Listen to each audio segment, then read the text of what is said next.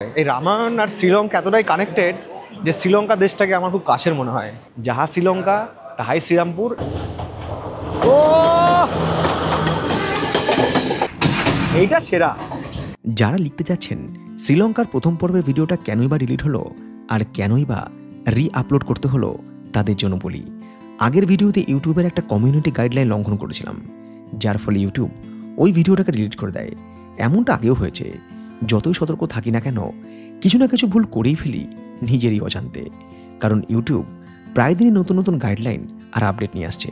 তাই সামান্য ভুল করলেই হয় ভিডিও ডিলিট, না হলে স্ট্রাইক। আর এর ইম্প্যাক্ট আপাতত মাস তিনেক। তাই কাজের ক্ষেত্রে আরও সতর্কতা অবলম্বন করা প্রয়োজন। আর এটাই হয়তো আজকের শিখন।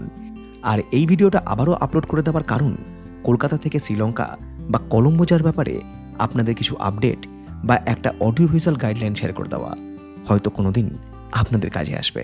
আজ 11ই সেপ্টেম্বর 2025, সময় হচ্ছে সকাল 11:32। আমি যে ক্যাবে উঠেছি, তো যিনি ক্যাব চালক উনি বলছেন যে আফ্রিকা থেকে কবে এলেন। গতকাল অর্থাৎ 10ই সেপ্টেম্বর আমি ইথিওপিয়া থেকে কলকাতা ফিরেছিলাম। এবার যথারীতি কলকাতা ফিরে বাড়ি যাওয়ার প্রস্তুতি নিচ্ছিলাম। হঠাৎ দেখলাম গুগল ক্যালেন্ডারে আমার রিমাইন্ডার দিচ্ছে আমাকে যে আজ আমাকে যেতে হবে হচ্ছে শ্রীলঙ্কা। একটা ছোট্ট কাজও আছে, মানে একদিনের ট্রিপে আর কি শ্রীলঙ্কা। 11 তারিখ যাব, 13 তারিখ আবার চলে আসবো। একদিনের প্রোগ্রাম, মানে একদিনের ট্রিপে আর কি কলম্বো। ইমিগ্রেশনে 1000টা কোশ্চেন করে যে কী ব্যাপার, আপনি 24 ঘন্টাও কাটেনি, আপনি এক দেশ থেকে আরেক দেশে যাচ্ছেন। দেখা যাক, বাকিটা এয়ারপোর্টে গিয়ে আপনাদেরকে অবশ্যই আমি আপডেট দেবো। এয়ারপোর্টে ঢোকার পর হয়ে গেল হচ্ছে আমার চেক ইন, তারপরে হলো হচ্ছে সিকিউরিটি। আজকাল আমাকে সিকিউরিটিতে আটকায় না, মানে আগে ওই কিছু না কিছু একটা ধরা পড়তো, স্ক্যান মেশিনে আমাকে দিতে হতো কৈফিয়ত, এটা কী সেটা কী এক্সপ্লেনেশন দিতে হতো। বাট আজকাল দিতে হয় না। আজকাল এক্সরে মেশিনগুলো না আমার সব ইলেকট্রনিক্স গ্যাজেটগুলোকে আমি যা ইউজ করি সেগুলো সব কিছু আর কি চিনে গিয়েছে। এই হচ্ছে আমার দুটো বোর্ডিং পাস। প্রথম বোর্ডিং পাস, কলকাতা থেকে আমার ফ্লাইট ছাড়বে হচ্ছে 1:35। কলকাতা থেকে শ্রীলঙ্কা মানে কলম্বো যাওয়ার সরাসরি বোধহয় ফ্লাইট নেই। সেই কারণেই আমাকে ওয়ান স্টপ ফ্লাইট বুক করতে হয়েছে। কলকাতা থেকে প্রথমে বেঙ্গালুরু, তারপর বেঙ্গালুরু থেকে কলম্বো। আর আমার ইমিগ্রেশন বেঙ্গালুরুতে গিয়েই হবে। আমি যে এয়ারলাইনে যাই সেটা হচ্ছে ইন্ডিগো এয়ারলাইন। এখান থেকে বেঙ্গালুরু থেকে হচ্ছে কলম্বো। কারণ কলকাতা থেকে কিন্তু কলম্বো যাওয়ার জন্য সরাসরি কোনো ফ্লাইট নেই, আইদার চেন্নাই না হলে হচ্ছে বেঙ্গালুরু। তো আমি জিজ্ঞেস করলাম ইমিগ্রেশন কোথায় হবে, বলো ইমিগ্রেশন হবে হচ্ছে বেঙ্গালুরুতে। এখান থেকে বেঙ্গালুরু পর্যন্ত এটা কিন্তু ডোমেস্টিক হিসাবে গণ্য হবে। বাট বোর্ডিং পাস হচ্ছে দুটো। শ্রীলঙ্কার ফ্লাইটের টিকিট আপ ডাউন কলকাতা থেকে কলকাতা, আমার এখানে টোটাল ফ্লাইট ফেয়ার পড়েছে হচ্ছে 98,768 এলকেআর। এলকেআর মানে হচ্ছে এটা হচ্ছে শ্রীলঙ্কার কারেন্সি। সহজ কথায় ভারতের 1 টাকা সমান শ্রীলঙ্কার 3 টাকা 41 পয়সা। 98,768 এলকেআর সমান ভারতীয় টাকায় ওই 28,930 টাকা, মানে ওই ধরে রাখুন প্রায় 30,000 টাকা, মানে 15,000 টাকা যাওয়া, 15,000 টাকা আসা। আমি সব মিলিয়ে 30,000 টাকা ধরে নিলাম। দেখুন, একটা ট্রিপ থেকে একটা এসছি, আমার কাছে জামা কাপড়ও সেরকম নেই, শুধু একটা জামাই বেঁচেছিল। প্যান্ট ট্যান্ট তো কিছু নয়, সব নোংরা হয়ে গেছে। আর আফ্রিকা একদম চষে বেরিয়েছি, ধুলো পুলো কাদা মাথায় রেখে প্যান্ট জামা কাপড় অবস্থা পুরো খারাপ। কারণ কালকে আমি নেমেছি তখন দুপুরবেলায়। আমি আবারও বহরমপুরে ফিরবো, আবার আজকে আসবো। তার থেকে আমি কাল কলকাতা থেকে গেছিলাম। তো কলকাতায় থেকে এখানে সিটি সেন্টার 2-এ গেছিলাম। দিয়ে একটা পার্লারে গিয়ে মোটামুটি মুখ টুক একটু পরিষ্কার করলাম, কারণ আফ্রিকা থেকে ফিরে তো পুরো কালা ভূত হয়ে গেছিলাম। ব্লগে আপনারা দেখতে পাবেন। পুজোর মরশুম, ভালোই টাকা গচ্চা দিতে হলো আমাকে। দেখুন, দারুণ একটা পারফিউম, নাম হচ্ছে দ্য ম্যান কোম্পানির হোপ। এটা 100 ml, কাজে এটা ট্রাভেল করার সময় আপনি সঙ্গে রাখতে পারেন, আমি যেরকম রাখি। এটা কিন্তু আপনার যে কেবিন ব্যাগে সেখানে চলে আসবে। আর এই পারফিউমটার ফ্রেগনেন্স এত সুন্দর না, আর এটা কিন্তু আপনি সব জায়গায় ইউজ করতে পারবেন। বিয়ে বাড়ি যাচ্ছেন, কলেজ যাচ্ছেন, কি আপনি কোনো প্রোগ্রামে যাচ্ছেন, কি ট্রাভেল করছেন, সব জায়গায় ইউজ করতে পারবেন। মোটামুটি 2.5 থেকে 3 ফিট দূরেও যদি কেউ থাকে, তাহলে মানে সে ফিল করবে না হ্যাঁ এটা পারফিউম বটে। পারফিউমের গন্ধটা স্ট্রং আবার মিষ্টি, মানে দুটো মিলে যেরকম হয় সেরকম একটা আলাদা প্রিমিয়াম লুক আছে। এটা মোটামুটি 500 টাকার মধ্যেই আপনারা পেয়ে যাবেন। ফ্লিপকার্ট, অ্যামাজন সব জায়গাতেই পাওয়া যায়। আমি দিয়ে দিলাম একটা লিঙ্ক ভিডিও ডেসক্রিপশন বক্সে, তো আপনারাও চাইলে একটা অর্ডার করে দিতেই পারেন। ভালো লাগবে আশা করি। কলকাতা থেকে বেঙ্গালুরুর পথে ইন্ডিগোর ফ্লাইট 6C455, যেটার বোর্ডিং স্টার্ট হওয়ার কথা ছিল বেলা 12:50। একদম টাইমে বোর্ডিং স্টার্ট হয়েছে গেট নাম্বার 14 থেকে। আর এখানে আমার সিট নাম্বার হচ্ছে 9F। আর 9 সিটটা খুবই ভালো, মানে 1 থেকে 9 পর্যন্ত সিটের একটা সুবিধা কি বলুন তো, প্রথমত সামনের দিকে সিট জার্কিং কমা, দ্বিতীয়ত এখানে কোনো অবস্টাকেলস নেই, মানে না তো উইংস আছে না তো ইঞ্জিন আছে, তো বাইরে না দৃশ্যটা পুরো দেখা যায়। আমাদের ফ্লাইট ছাড়বে হচ্ছে কলকাতা থেকে, তারপরে যে দীঘার ওপর দিয়ে আসবে। কিছুটা রাস্তা আমাদের ফ্লাইট ছিল বে অফ বেঙ্গলের ওপর দিয়ে, তারপরে ভুবনেশ্বরের ওপর দিয়ে বিজয়ওয়াড়ার ওপর দিয়ে তারপরে পৌঁছাবে হচ্ছে বেঙ্গালুরু। দেখুন চেন্নাই আর বেঙ্গালুরু একদম কিন্তু পাশাপাশি, আর কলম্বোটা হচ্ছে এখানে শ্রীলঙ্কা। বেঙ্গালুরু চেন্নাই থেকে শ্রীলঙ্কা খুবই কাছে। সেই দিন আবহাওয়া ছিল পরিষ্কার পরিচ্ছন্ন। টেক অফ করার পর ঝাঁকুনি কাঁপুনি কোনো কিছুই মেহসুস হয়নি। ঘন্টা দুয়েকের এই জার্নির মাঝে ঘুম আর টুকটাক খাওয়া দাওয়ার জন্য একবার ঘুম থেকে ওঠা, ব্যাস এইটুকুই। ইন্ডিগোর সাথে এয়ার ইন্ডিয়ার ভাড়ার খুব একটা ডিফারেন্স না থাকলেও পরিষেবার ডিফারেন্স অবশ্যই রয়েছে। যে রুটে আমি কলকাতা থেকে ট্রাভেল করছি বেঙ্গালুরু, সেই রুটে যদি এয়ার ইন্ডিয়া ট্রাভেল করতাম সেখানে তো খাবার দিত, খাবার থাকেই সবসময়। বাট এই রুটে কিন্তু ইন্ডিগোতে কোনো খাবার নেই, খাবার আমাকে অ্যাড অন করতে হয়েছে যখন আমি টিকিট কেটেছিলাম। বেঙ্গালুরু জায়গাটা আমার বরাবরই পছন্দের, কারণ আবহাওয়া এখানে সারা বছর মনোরমই থাকে। এয়ারপোর্টটা শহর থেকে অনেকটাই দূরে। ফ্লাইট ল্যান্ড করার সময় একটা হিল স্টেশনের ফিলিংস আসে। কে বলবে এটা ভারতবর্ষের ইলেকট্রনিক শহরের প্রধান এয়ারপোর্ট। সময়বেলা 3:50 ফাইনালি আমাদের ফ্লাইট পৌঁছে গেল বেঙ্গালুরু। 2 ঘন্টা মতো সময় লাগলো কলকাতা থেকে বেঙ্গালুরু। 24 ঘন্টা আগেও এই সময় ছিলাম দিল্লি, আজকে বেঙ্গালুরু পৌঁছে করছি চিল্লামিল্লি। যাই হোক, ফ্লাইট আমাদের পৌঁছে দিয়েছে টার্মিনাল 1-এ। এবার আমাকে ট্রান্সফার হতে হবে হচ্ছে টার্মিনাল 1 থেকে টার্মিনাল 2-তে, কারণ টার্মিনাল 2 হচ্ছে ইন্টারন্যাশনাল, যেখান থেকে আমার পরবর্তী ফ্লাইট রয়েছে কলম্বোর। আর সেই একই বস্তা পচা জ্ঞান যেটা আমি আপনাদের সবসময় দিয়ে থাকি, এবারও দিয়ে দিচ্ছি। যখনই আপনাদের কানেক্টিং ফ্লাইট থাকবে, বিশেষ করে ইন্টারন্যাশনাল, সেক্ষেত্রে কিন্তু দুটো ফ্লাইটের মধ্যে গ্যাপ অবশ্যই রাখবেন, অন্তত ঘন্টা 2.5 থেকে 3, কারণ টার্মিনাল চেঞ্জ হয়ে গেলে কিন্তু সেই টার্মিনালে পৌঁছানো, সেখানে গিয়ে আবারও ইমিগ্রেশন করা, তারপরে আপনার সিকিউরিটি করা, চেক ইন করা, এতে সময় লাগে। বেঙ্গালুরু এয়ারপোর্টে টার্মিনাল 1 থেকে টার্মিনাল 2তে যাওয়ার জন্য বিনামূল্যে শাটেল বাস পরিষেবা রয়েছে। টার্মিনাল 1 থেকে বেরিয়ে পথনির্দেশ ধরে উঠে পড়লাম শাটেল বাসে। বাস ফাঁকা, সব সিট ভর্তি না হলে বাস ছাড়বে না এমন কোনো ব্যাপার নেই। আর লাগেজ অটোমেটিক ট্রান্সফার হয়ে যাবে অ্যাজ পার এয়ারলাইন পলিসি। বেশি চাপ খাওয়ার দরকার নেই, যাহা কলম্বো তাহাই কল্যাণী। পৃথিবীটা আপনার, শুধু যদি আপনাদের সঙ্গ থাকে, সঙ্গে আমার। বাসে না হলে ক্যাবেও আসতে পারেন, ক্যাবও কিন্তু আসে। T2 departures. T2 departures. T2 Nirgamana. T2 Prasthan. Bengaluru এয়ারপোর্টের এটা হচ্ছে টার্মিনাল 2, আর টার্মিনালটা তো সেই সাজানো। এখানে ডোমেস্টিকও আছে ডিপার্চার, আবার ইন্টারন্যাশনাল ডিপার্চারও আছে, সব লেখাই আছে। তো আমি এখন যাচ্ছি হচ্ছে ইন্টারন্যাশনাল ডিপার্চারে, যেখানে বোর্ডিং পাস আর পাসপোর্ট দেখিয়ে আমাকে এন্ট্রি করতে হবে। আচ্ছা, আমি ইন্টারন্যাশনাল যে ডিপার্চার সেখানে তো প্রবেশ করবো, তার আগে এখানে ইন্ডিগোর একটা ছোট্ট ডেস্ক রয়েছে। সেই ডেস্কে আমাকে দেখাতে হলো হচ্ছে আমার পাসপোর্ট, আর সেই সঙ্গে ওরা জিজ্ঞেস করলো যে আপনি কি ট্যুরিস্ট? বললাম হ্যাঁ। বললো ট্যুরিস্ট যারা যাচ্ছেন কলম্বো, সেক্ষেত্রে কিন্তু রিটার্ন টিকিট থাকাটা ম্যান্ডেটারি। আর আমার তো রিটার্ন টিকিট আছেই, সেটা কলম্বোর ক্ষেত্রেই না, আমি বলবো যে কোনো জায়গাতেই কিন্তু যাওয়ার জন্য এখন রিটার্ন টিকিটটা ম্যান্ডেটারি, বিশেষ করে ফরেনে। তো রিটার্ন টিকিট ম্যান্ডেটারি, আমি রিটার্ন টিকিট দেখিয়ে দিয়েছি, সেখানে আমার 13 রিটার্ন হবে।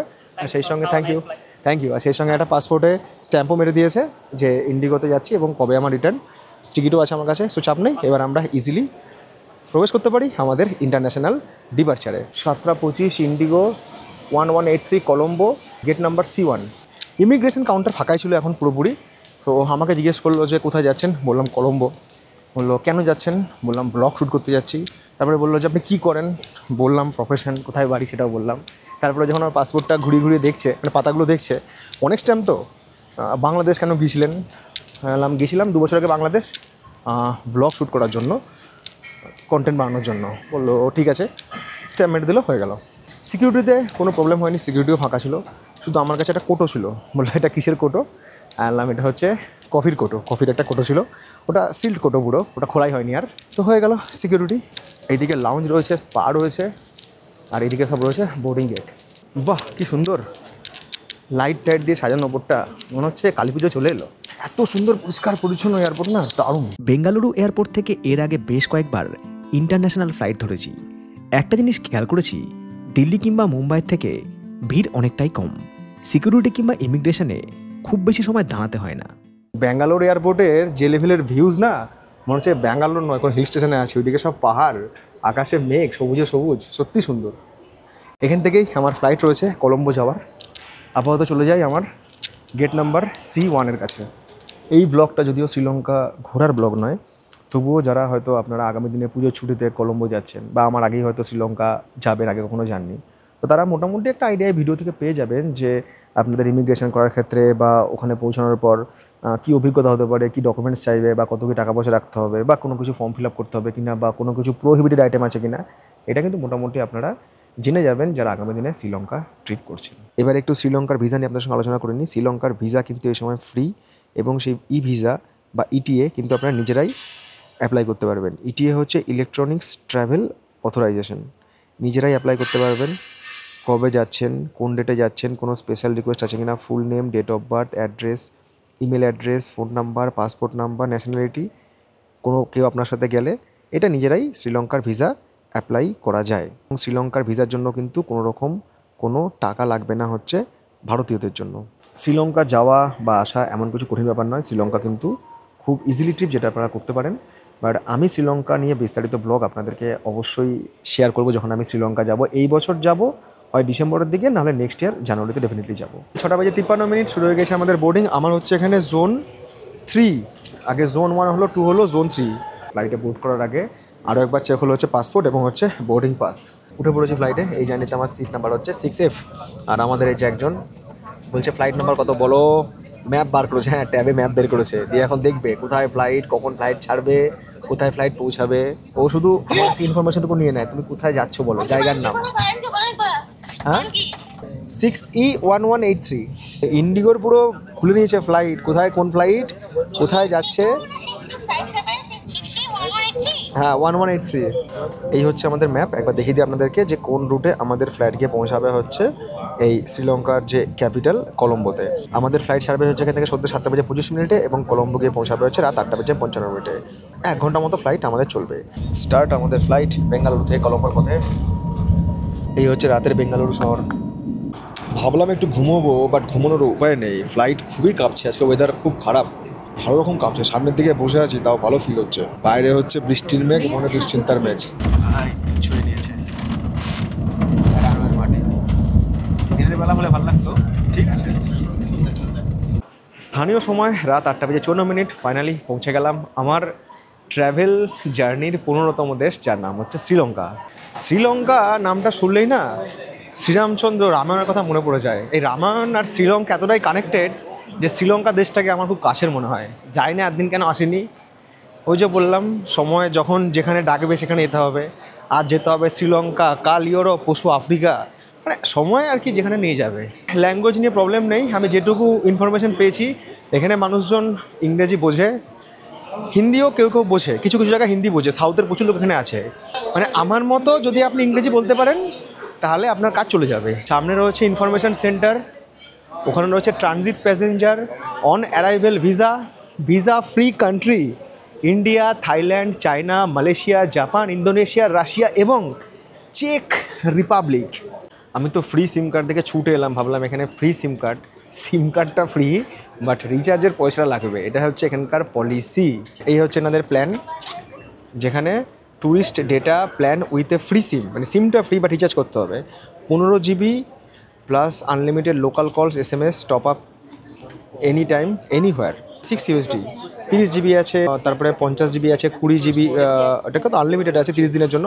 বাট আমি তো থাকবো হচ্ছে মাত্র 1 দিন 2 দিন, তো আমি নিলাম হচ্ছে 7 দিনের জন্য একটা এখানকার লোকাল সিম কার্ড, এর নাম হচ্ছে SLT মোবিটেল। 6 USD মানে ধরে রাখুন ভারতীয় টাকায় প্রায় 500 টাকার কাছাকাছি।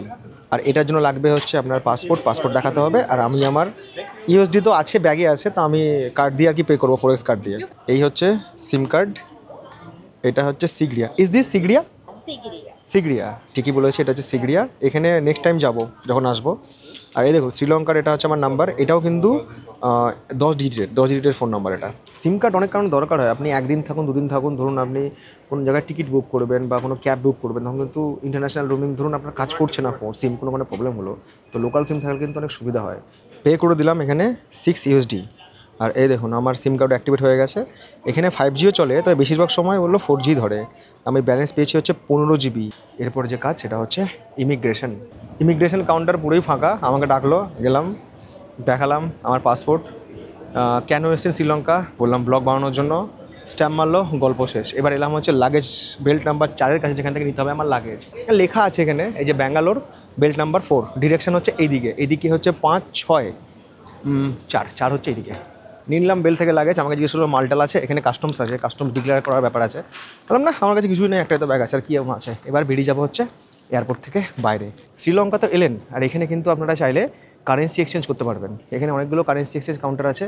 আগে একটু দেখি যেখানে ইন্ডিয়ান কারেন্সি এক্সচেঞ্জ করবে কি না। আয়নার এখন দিচ্ছে হচ্ছে Indian rupees, buying rate 3.17, selling rate হচ্ছে 3.69। তো আমি মোটামুটি এখানে কিছু শ্রীলঙ্কান কারেন্সি নিয়ে রাখি, ক্যাব ট্যাব করবো, দরকার পড়লো কিছু কিনে টিনে খাবো। ইউএসডি রেট দেখেছেন, সিলিং রেট 305। কেউ যদি 100 ইউএসডি ভাঙিয়ে নেয় বিশাল ব্যাপার। আমি এখানে এক্সচেঞ্জ করছি হচ্ছে মাত্র 1000 টাকা, দুটো 500 টাকা নোট দিলাম। ইন্ডিয়ান কারেন্সি কিন্তু এখানে অ্যাকসেপ্টেবল, আপনি কিন্তু ইন্ডিয়ান কারেন্সি ওখানে আসতে পারেন। আর আমি বলে দিচ্ছি আপনাদেরকে যে 1000 টাকা দিয়ে, ইন্ডিয়ান কারেন্সি দিয়ে আমি কত টাকা শ্রীলঙ্কান কারেন্সি পেলাম। 1000 টাকা দিলাম ভারতীয়, আমি পেলাম হচ্ছে 3170 এখানকার টাকা। আর এর জন্য কিন্তু লাগবে হচ্ছে আপনার পাসপোর্ট। আর এই দেখুন আমি পেয়ে গেলাম হচ্ছে শ্রীলঙ্কার নোট। Welcome to Sri Lanka. ওখানে হাঁচ রয়েছে, বহুদিন পরে আমি হাঁচ দেখতে পেলাম। আর ওইদিকে রয়েছে এয়ারটেল। 2 দিন এখানে থাকবো, ঘুমেঙ্গে ফিরেঙ্গে, নাচেঙ্গে, গায়েঙ্গে, অ্যাশ করেঙ্গে, और क्या। এরা প্রত্যেক মাসেই কোনো না কোনো সোশ্যাল মিডিয়া ইনফ্লুয়েন্সারকে ডাকে, যার মোটামুটি মিলিয়নের কাছাকাছি আর কি সাবস্ক্রাইবার। আমি সবটা আপনাদেরকে বলে দিলাম, ঠিক আছে, এখানে গুপিচুপি করার কোনো ব্যাপার নেই। তো এরা আর কি ইনভাইট করেছে এখানে আসার জন্য। তো যাই হোক, আমি আগেরবার আসতে পারিনি, ফ্লাইটের টিকিট কেটেও ক্যান্সেল করতে হয়েছে, বাট এবার আমি এসেছি। বেরিয়ে গেলাম এয়ারপোর্টের বাইরে। এয়ারপোর্টের বাইরে রয়েছে আমার গাড়ি, যে গাড়ি চড়ে আমি ট্রান্সফার হবে হচ্ছে আমার হোটেলে, যেখানে হবে হচ্ছে রাত্রি বাস। যেখানে আমি যাব হোটেলে, সেটা এয়ারপোর্ট থেকে বলছে 40 কিলোমিটার দূরে। এই একটা ব্রিজ দিয়ে আমরা যাচ্ছি, দেখে মনে হচ্ছে দ্বিতীয় হুগলি সেতুর মতো। রাস্তাঘাট তো দারুণ। শ্রীলঙ্কা দেশটা কতটা সুন্দর সেটা তখন অবধি আমার ধারণার বাইরে। তবে 24 ঘন্টা কাটানোর পর মনে হয়েছিল নিজের ট্র্যাভেল লিস্টে এই দেশটা অনেক আগেই রাখা উচিত ছিল। শ্রীলঙ্কা কিন্তু কেএফসিও আছে, এই দেখুন কেএফসির দোকান এখানে। আমাদের ওখানেও যেমন রবিবারে ছুটির দিন, তেমনি এখানেও কিন্তু শ্রীলঙ্কায় ছুটির দিন হচ্ছে রবিবার। তো এখন টাইম রাত 10:09। আমরা ওই মেন রোডটা ছেড়ে অন্য একটা রাস্তায় এসেছি ডান দিকে। এখানেও কিন্তু সব শুনশান শুনশান, মানে আমি বলছি যে গাড়ি ঘোড়া চলছে, কিন্তু দোকানপাট কিন্তু এখন মোটামুটি সব বন্ধ হতে শুরু করে দিয়েছে। আর সেই সাথে পেয়েছি আমার প্রচণ্ড খিদে। সেই সকালে ব্রেকফাস্ট করেছিলাম হোটেলে, আর ফ্লাইটে খেয়েছিলাম একটা চিকেন স্যান্ডউইচ আর 1 কাপ চা। তো চরম খিদে পেয়ে গেছে, গিয়ে কিছু খাওয়া দাওয়া করতে হবে, খাওয়া দাওয়া করে ঘুমাতে হবে। রাত 10:16 পৌঁছে গেলাম শ্রীলঙ্কাতে। আমাদের হোটেল র্যাডিসন, এই হচ্ছে হোটেল। আর রাস্তার ওই পারে হচ্ছে সমুদ্র। এটা কিন্তু মেরিন ড্রাইভ রোড, বাট এখানে সি বিচ বোধহয় নেই, সি বিচ আগে আছে। দিস সাইড অল সি, এই দিকটা কিন্তু সমুদ্র রয়েছে। আর এখান দিয়ে রেল লাইন রয়েছে, এখান দিয়ে ট্রেন যায়। কালকে সকালবেলা ঘুম থেকে ওঠার পর আমি এগুলো আর কি আবিষ্কার করব। এই হচ্ছে কিং সাইজ বেড, বেশ সুন্দর। পেছনে একটা খুব সুন্দর ছবি আছে। এখানে এসি হচ্ছে সেন্ট্রাল। এখানে একটা চেয়ার রয়েছে, যেখানে আপাতত আমি আমার জামা প্যান্ট রেখে দিয়েছি। এখানে একটা মিরর রয়েছে, আর এই হচ্ছে টয়লেট। টয়লেটটা খুব সুন্দর। ওই shaving kit, shower cap, body lotion, conditioner, shampoo এইসব কিছু রয়েছে। বেসিন, এদিকে রয়েছে সাবান, এখানে রয়েছে হেয়ার ড্রায়ার, এদিকে রয়েছে আলাদা করে স্নান করার জন্য এনক্লোজার। খুব সুন্দর শাওয়ারের সেট। একটা ফ্রিজ রয়েছে, ইলেকট্রিক কেটেল রয়েছে, আর 2টো কমপ্লিমেন্টারি জলের বোতল রয়েছে। আর সব থেকে সুন্দর হচ্ছে এই রুমটার ভিউজ। কালকে সকাল যখন হবে, এখন দেখাতে পারবো না, সব অন্ধকার, তারপরে রিফ্লেকশন হচ্ছে। কাল সকাল যখন হবে তখন আপনাদের রুম থেকে আর কি সমুদ্র দেখাবো, সি ভিউ রুম। আর টিভি রয়েছে বিশাল বড়, এখানে একটা চেয়ার রয়েছে, টেবিল রয়েছে, কাজ টাজ করার জন্য, ওয়েস্ট বিনও রয়েছে। কোথায় দুবাই, শ্রীলঙ্কায় গল্প কিছু আলাদাই। এইটা হচ্ছে দ্য রুফটপ, এখানে সুইমিং পুল, সামনে সমুদ্র, আর সেই লেভেলের হাওয়া এখানে, দুর্দান্ত হাওয়া। এদের এখানে যে বুফে ডিনার, তার রেট হচ্ছে 5500 LKR, মানে শ্রীলঙ্কান কারেন্সি। দেখিয়ে দিই আপনাদেরকে বুফেতে কী কী রয়েছে একবার। আজকে আমাদের হোটেলে ইন্ডিয়ান নাইট, আজকে যা খাবার দাবার সবই কিন্তু বুফেই থাকে রোজ, বাট আজকে হচ্ছে ইন্ডিয়ান স্পেশাল। তো প্রথমে রয়েছে mutton biryani, normal rice, steam rice, pasta, fish tikka masala, butter vegetables, roasted potato, chilli pasta, fried chilli, onion, papad এসব রয়েছে। Kadai paneer, kadai pakora, only naan, chicken, malai tikka, bhindi masala, cabbage, dal tadka, শাহি টুকরা, কোকোনাট লাড্ডু, গোলাপ জামুন, ওয়াটারমেলন, এই হচ্ছে ক্ষীর। এদিকে সব কেকের আইটেম রয়েছে, টি অ্যান্ড কফি। এদিকে রয়েছে বিট, এদিকে গাজর রয়েছে, মালাই চিকেন টিক্কা স্যালাড, এটা আমায় খেতে হবে, কিউকাম্বার, আলু চাট, cocktail sauce, tandoori seafood salad, এইদিকে রয়েছে ফুচকা। মনে হচ্ছে বিয়ে বাড়িতে এসেছি। তাওয়া ফিশ, ওয়াও। এখানকার না মাটনের টেস্ট ডিফারেন্ট। আমরা যখন মাটন খাই, একটা স্বাদ থাকে না মাটনের, যে একটা টেস্ট থাকে, একটা গন্ধ থাকে। এখানকার টেস্ট গন্ধ পুরোটাই আলাদা। এই টেস্ট গন্ধ পুরোটাই আলাদা, সাউথের মতো করে। সাউথের লোক মানে এরকমই মাটন খায়। মাছের যে আইটেমটা ছিল বেশ সুন্দর খেতে, টক টক, ভাত দিয়ে তো ভালো লাগছে। যারা কলম্বো আসছেন নিজের কাজের জন্য হোক বা দু একদিন বেড়ানোর জন্য বা ট্রিপ করার জন্য যে কাজই হোক, একদিন থাকতে পারেন এখানে হোটেলে, ভালো লাগবে। হোটেলটার লোকেশন খুব সুন্দর। 2 দিনের শ্রীলঙ্কা ট্রিপের প্রথম দিনটা এভাবেই কেটে গেল। দ্বিতীয় দিনটা রেখেছিলাম শ্রীলঙ্কার কোস্টাল রেলপথে কলম্বো থেকে গল বা গালের উদ্দেশ্যে, যে ট্রেন জার্নির ব্লগ অলরেডি শেয়ার করেছি। স্বল্প দৈর্ঘ্যের ভিডিও দেখে হয়তো সবার মন ভরে না, তবে পরবর্তী যে সিরিজ আসবে তাতে আবারও বেশ কয়েকটা দিন আপনাদের মাতিয়ে রাখবো নতুন গল্পের ধারাবাহিকতায়। আজ এখানেই শেষ করলাম।